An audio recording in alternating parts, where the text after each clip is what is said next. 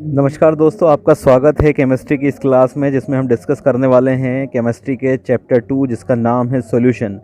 बाकी डेफिनेशन हमने डिस्कस कर ली है। अब हम कुछ इंपॉर्टेंट डेफिनेशंस को डिस्कस कर रहे हैं जो 2 मार्क्स में आ सकती है। 2 मार्क्स से 4 मार्क्स का ये लेसन है।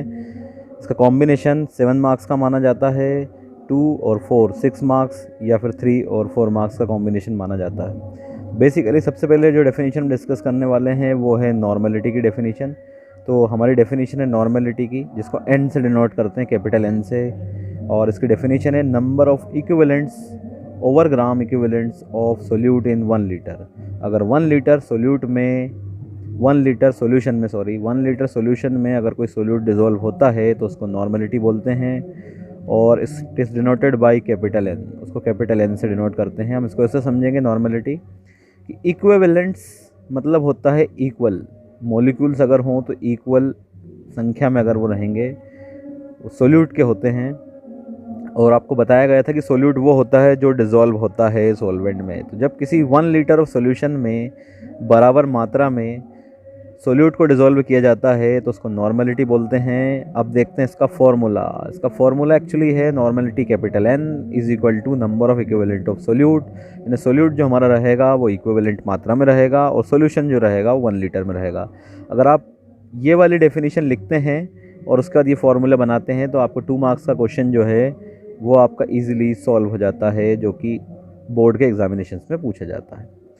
अब अगली डेफिनेशन है हमारी मोल फ्रैक्शन की, which is also called very important definition in 12th class examination, CBSE and all boards. तो मोल फ्रैक्शन को देखते हैं।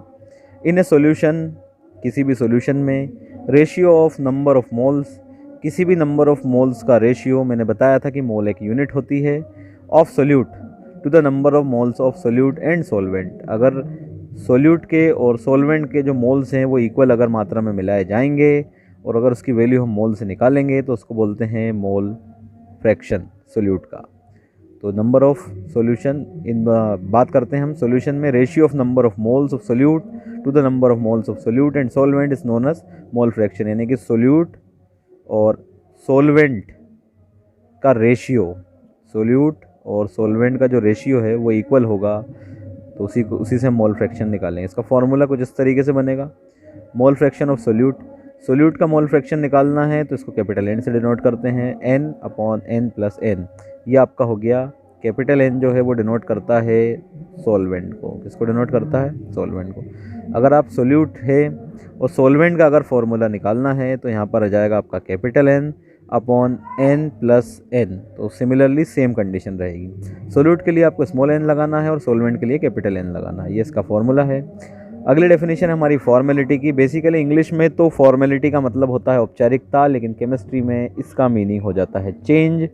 सॉल्यूशन में सबसे पहले डिस्कस करते हैं फॉर्मेलिटी की definition. Number of gram formula mass of solute in 1 litre. Gram formula क्या होता है वो मैं आपको बता देता हूँ। एक्चुअली फार्मूला मास जो होता है वो मॉलिक्यूलर मास की जगह पर यूज़ होता है इलेक्ट्रोलाइट रेडिकल्स में। ग्राम फार्मूला जो है वो किसके लिए यूज़ होता है? मॉलिक्यूल्स की जगह पर। अगर आप मॉलिक्यूल है तो उसके सिमिलर इसको मान लीजिए। Number of gram formula mass of solute in 1 litre of solution, यानी कि ग्राम फार्मूला अगर आपने 1 लीटर सोल्यूशन में घोला है या मिलाया है तो उसको बोलते हैं फॉर्मेलिटी। इसको कैपिटल एफ से डिनोट करते हैं और उसका फॉर्मूला बनेगा कुछ इस तरीके से। फॉर्मूला होता है इसका capital F is equal to number of gram formula mass of solute, यानी कि फार्मूला मास जो है वो सोल्यूट का होगा और वॉल्यूम ऑफ सोल्यूशन जो है वो आपका लीटर में होगा। तो इस तरीके से इसका फॉर्मूला होगा। अगला एक वर्ड केमिस्ट्री में बहुत ज़्यादा पॉपुलर है जिसको हम कहते हैं ppm, पार्ट्स पर मिलियन। इसका फुल फॉर्म होता है पार्ट्स पर मिलियन। पार्ट्स पर मिलियन क्या होता है? किसी भी सोल्यूट में 1 मिलियन का मतलब होता है 10 की पावर 6। यानी 10 की पावर 6 को अगर हम इंटू करेंगे तो उसका कंसंट्रेशन हमारे सामने आ जाएगा और इसी को बोलते हैं ppm। बेसिकली फ्लोराइड जो रहता है, फ्लोराइड का अगर 10 ppm हम टूथपेस्ट में मिलाते हैं तो वो दांतों को, यानी कि हमारे टीथ को अच्छा करने के काम में आता है, दांतों की वाइटनिंग के काम में आता है। लेकिन अगर यही हम 15 ppm तक मिला देते हैं फ्लोराइड की मात्रा अगर ppm में मिला देते हैं 15 में तो इससे हमारे टीथ सड़ जाते हैं। तो पार्ट्स पर million is very important for medical industries. Medical industries में जो गोली दवा बनती है, जो मेडिसिन्स बनती है, उसका जो सोल्यूट और सॉल्वेंट का कॉम्बिनेशन है सॉल्यूशन का, वो ppm में मेजर किया जाता है। तो दोस्तों आज के लिए इतना ही। कल हम डिस्कस करेंगे इसकी इंपॉर्टेंट डेफिनेशंस, इंपॉर्टेंट टॉपिक जो एग्जामिनेशंस में आते हैं।